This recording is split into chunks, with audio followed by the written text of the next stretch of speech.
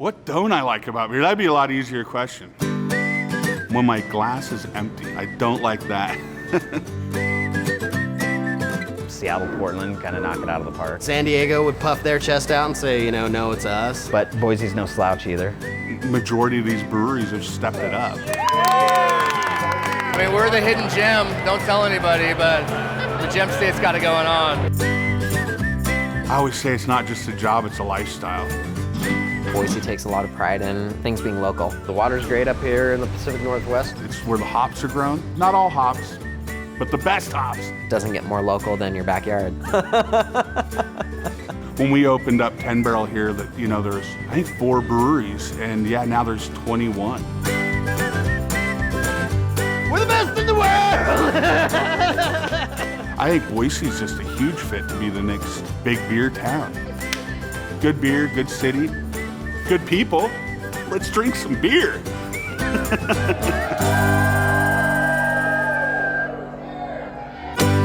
Connect to one HDMI input. I'm not sure if it's the right one. We are watching the World Beer Cup ceremonies that are going down in Nashville, Tennessee. All the judging went down this week. This is just the awards. The bronze award goes to Disorder. Mathematically, it's pretty slim. I like 3% or 4% chance of winning a medal at all. Sitting there waiting, watching all of the medals come down. I mean, personally, I'm sweating my butt off for like 2 hours. Like, it's nerve-wracking for me, and I know it's nerve-wracking for the other guys. And the gold award. Come on now, come on.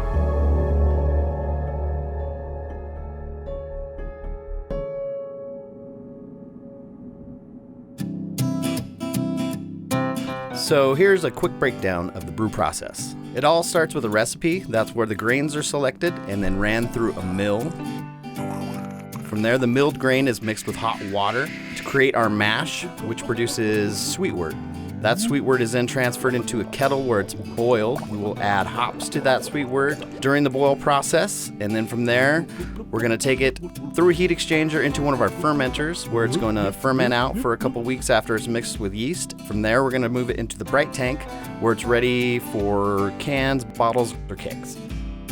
It's a mix between art and science. I mean, there's a lot of science involved, and you can get really technical, detailed into the weeds and the science aspect of every little bit. And then, you mix it with the art, the inspiration, the creativity part. I love brewing because it's in my head, it's on my hands, it's in my mouth. That sounds weird, but you know what I mean. When you go learn how to make beer and you go to Germany and you go to Austria or wherever you go and learn the old school ways of doing things, that's great. And they've been doing that for hundreds of years. And everything was developed regionally, so one region would have a particular flavor of beer. Where in America, they just brew everything. All the different beers that have American in it, there's all American versions. So they're usually bigger, more robust, more hops, more malt, more alcohol. America, it seems to do things bigger. As a result of that, there's some awesome beers getting pumped out. I love everything about beer. You get to use all your senses, touch, sight, feel, hear. I can hear the beer fermenting in the background. When you're filling a keg, the hiss of the CO2. Just all those elements. It's like you're there, you're immersed in what you're doing, what you're brewing. Ooh, I like that chills, that's weird.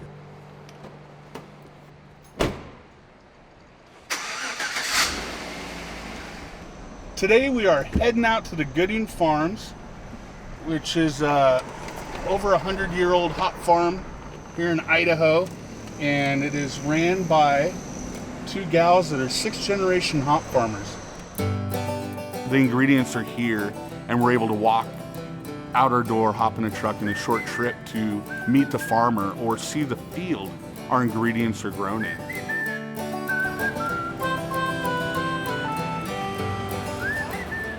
The yellow in there's the lupulin, these yellow glands. Whew, super fruity. I think for a brewer to have the passion for his craft, you need to have an intimate relationship with the people that grow the ingredients that you're using every day. These are Idaho Gem hops. That's straight up. I use Amarillo and Cascade in that, but Maybe we could substitute Amarillo for Gem. In the Northwest, you know, it's where the hops are grown. Not all hops, but the best hops.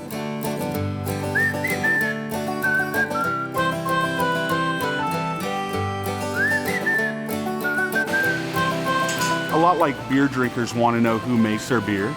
I think brewers are the same way. They want that intimate relationship with the people that are, you know, growing their ingredients.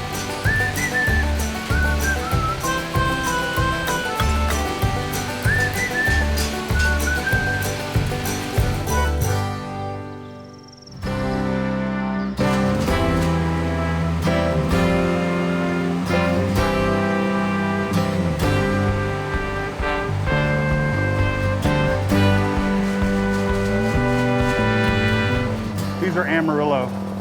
It's highly sought after. What I really like about the fresh hops is the interaction with the farmers. You get to pick them fresh, you know, right off the conveyors, right fresh out of the field. The thing about fresh hops is there's a 40-day window for harvest time. We get to go out during this time, meet up with the farmers, collect our hops. That's super cool. I mean, yeah, it doesn't get any better than that. We have enough room, right?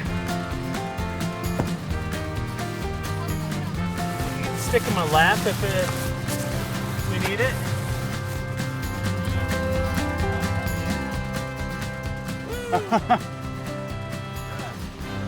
Hop truck. Now to make beer.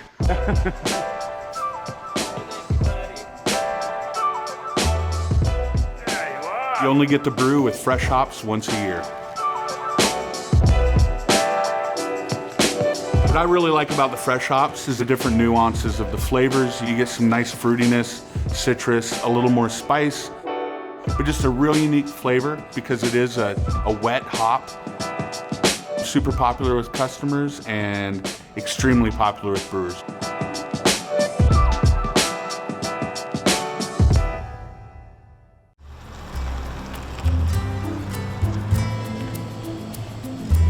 As a teacher, I just love history and I love to learn kind of the process, and that's kind of one of the things that drew me into homebrewing in the first place, was wanting to learn more about the process and the history of it. I'm going to call this one IDA, the Idaho Dark Ale instead of the Canadian Dark Ale. So it's all hops that grew in Boise and getting put together in kind of a dark porter body, so it's almost like a black IPA. So the grains are harvested right before they germinate, and you run them through the mill to release all the sugars.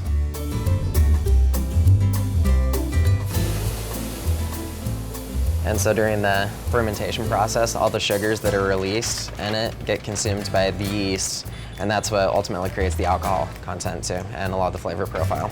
I probably brew 5 or 6 times a year, so every couple months.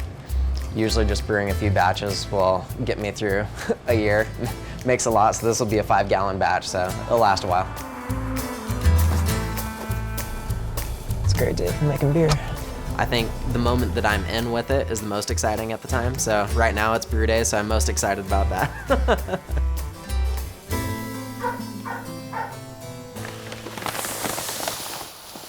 And all that dust coming off is from the milling. So those are the sugars that got released.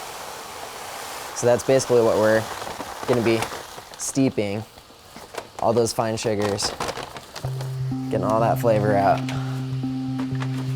Every little possible thing is a variable when you're brewing. The fine balance between chemistry and cooking. I love my wood setup, and it feels a little bit redneck, but sophisticated enough that I can make any beer that I want.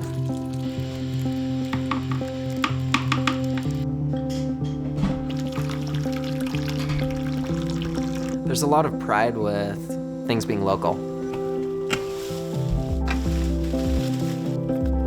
Doesn't get more local than your backyard. My hops that I have in the backyard, I planted them 4 years ago, and I think the first year they grew about 12 feet, and the last couple years they've been growing between 20 and 25 feet, and they just take off and they grow, feels like a foot a day when they're growing in the spring. It's crazy. aesthetically, they're really pretty. Get these big climbing, leafy structures, and so I built a couple terraces out there, and I think that was kind of my sneaky husband way of convincing my wife to let me grow hops for brewing, is I told her I'd make some pretty terraces that would make this cool walkway and shade the house a little bit, and she was all for it. My way to sneak another beer ingredient into the house in a way. Boise is one of the fastest growing areas in the country.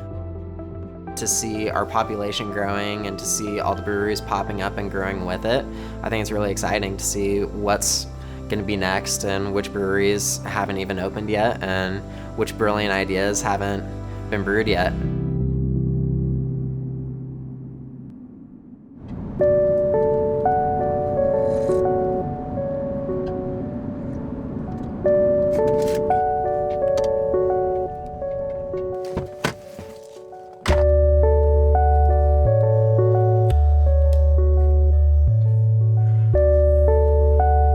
I had graduated college a couple years earlier and was kind of looking for a trade.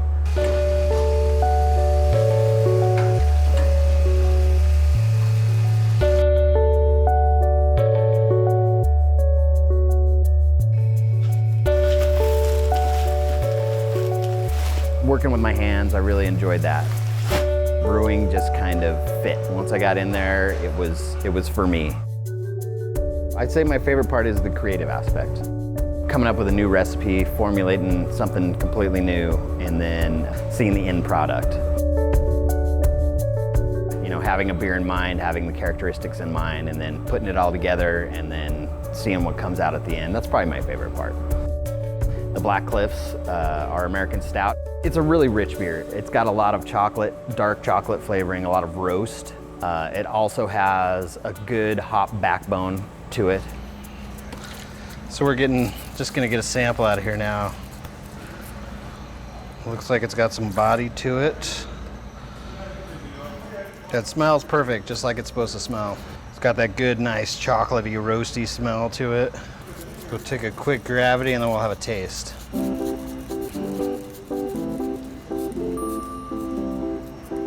Around 1020-ish or so, I think. That way it surely has some body left to it. Can be around there, maybe a little higher. We're still on secondary fermentation, so it'll drop a couple more points. I think that's gonna make it even better.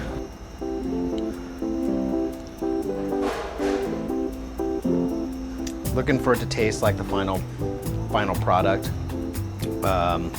All that yeast is still gonna drop out, so it's gonna clean it up a little bit, making sure the bitterness level's right, making sure that the body's good, and that chocolate roast flavor there, and all that's there, so I'm pretty happy with it.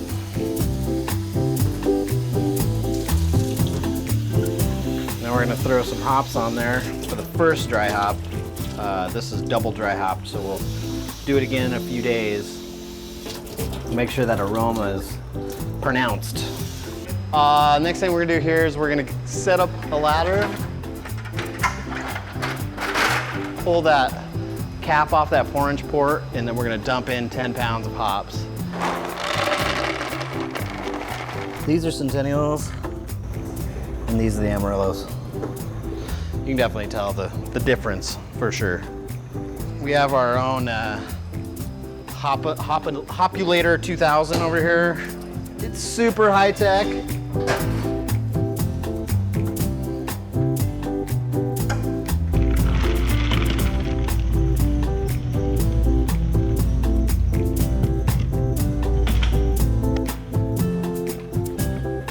Even a little bit of bacteria can ruin an entire batch, so we have to sanitize everything.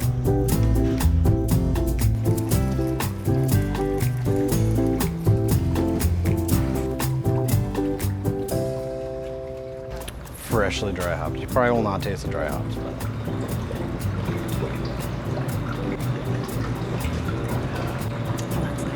What are you getting? Very roasty right now. Very roasty, yeah. That's what I got too. And it's hoppy. Tastes pretty damn good. It does. It's super chocolatey. Got the roast, got the body, got the head forming already without even being carved. I don't know, it seems pretty good. And the marriage of that chocolate malt and the roast and those earthy, dank hops really just, it pops. It just melds together and gives you a real mouthful of flavor. So that's gonna happen every once in a while. Gotta sparge. Because when you sparge, you're showering the grain to push more of those fermentable sugars out. And we're kegging it off today. The one we're sending off to competition, we're kegging off today. That's what they're gonna start working on now. They just ran through all that porter, and now they're gonna start on the black cliffs. And then it's out of our hands. There are two main beer competitions that are sanctioned by the Brewers Association. One is the World Beer Cup, which is every 2 years, and everybody from the world is invited to compete in that competition. There's also Great American Beer Fest, which is held every year in Denver, Colorado, and all of the breweries in the United States are invited to participate in that.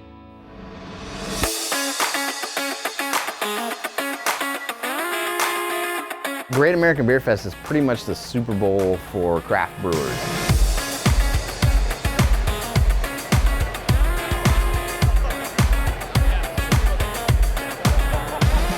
People are stoked to be there. It sells out usually in one day. The fest itself is pretty amazing. It's just huge, rows and rows and rows of all of the brewers around the country come in there to show off their stuff.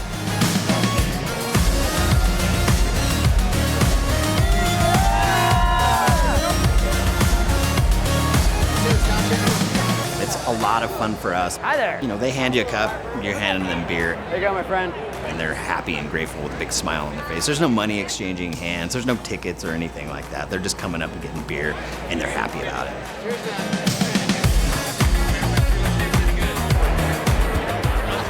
Boise. Yes, sir. Boise Brewing. Being Boise Brewing, you get everybody's loose connection to Boise. You know, my cousin's brother drove through there 3 years ago, man. Yeah, I love Boise. You know what I mean? That kind of thing. It's kind of funny.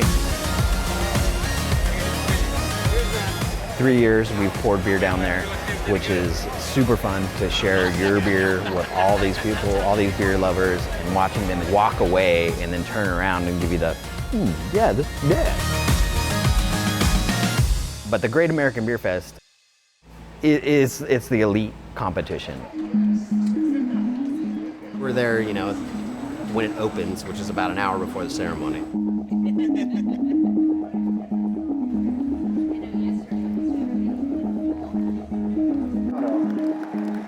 As far as beers entered, I think there was almost 7,000 beers entered. There's 101 categories. We were entered in category 96, 97, and 100. We had to wait an additional, 3 hours. Category 77, Berliner style whites. Nerve-wracking just sitting there, watching the categories roll by. And then watching other people in the industry that you know, that you're fans of, go up there and collect their medals, and you're just kind of sitting there waiting like, I hope I get to go up there, you know what I mean? Freaking out. Category 96, American style stout. The bronze goes to Black Cliffs. Yeah! Nice job, buddy.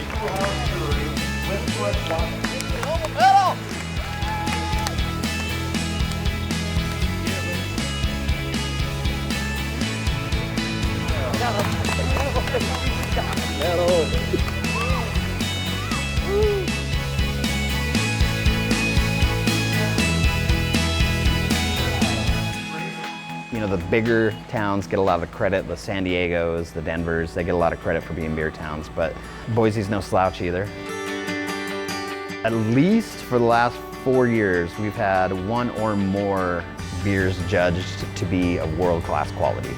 We've done it the last 3 years. We've taken home GABF medals, and to earn a medal at the GABF, your beer has to be judged to be world-class. And it's not only you, it's, you know, Sockeye Crosstown or Kelso over at 10 Barrel. They're also bringing home hardware. That's multiple breweries bringing home world-class beers. So we deserve at least to be a blip on the radar, you know, an up-and-coming beer town at least. I think just the quality of beer. I think majority of these breweries have stepped it up. Maybe not every one of their beers is great, not every one of my beers is great, but somebody's gonna go into that brewery or brew pub and find one or two that they love. And I think that's happening more and more. And the more breweries coming in and stepping up their game and brewing quality beer, it's only gonna, you know, grow the beer scene in Boise. I didn't even know that we had breweries in Boise growing up. Now we have dozens of breweries, it feels like.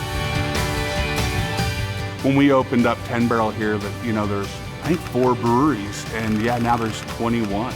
Maybe 22 now, who knows? Maybe somebody opened today. The Northwest, having those ingredients and I guess passion from other brewers, I think Boise is just a huge fit to be the next big beer town, big beer city.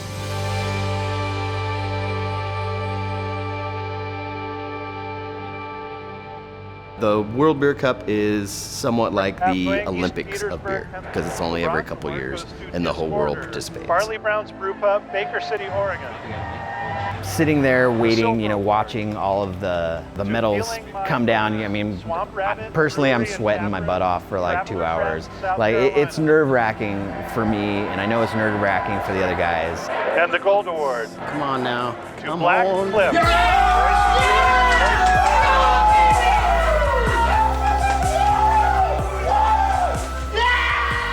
Laughing and crying and just emotional from that, you know. I couldn't come down.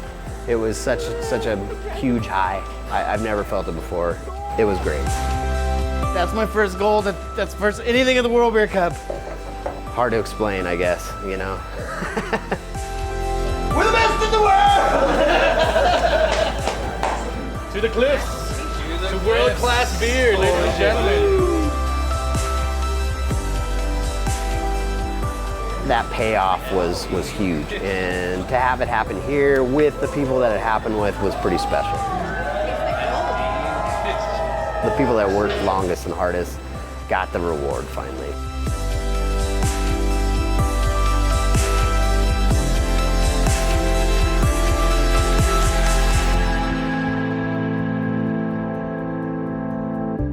Beer's not only about accolades and awards. Also about bringing people together and having a good time.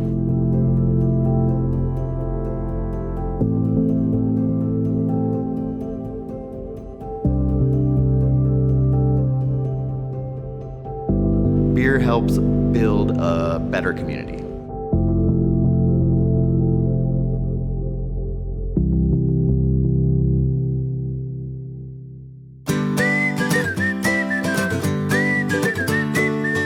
Such a really healthy population too of breweries that this fly is killing me, man. I remember when I first was here and the flies kicked up and they're like, oh, it's fly season. I'm like, Boise has a fly season? Holy crap. What have I done? What have I moved to? Exactly. They actually give it a season. It's not going to end up in the beer, I promise.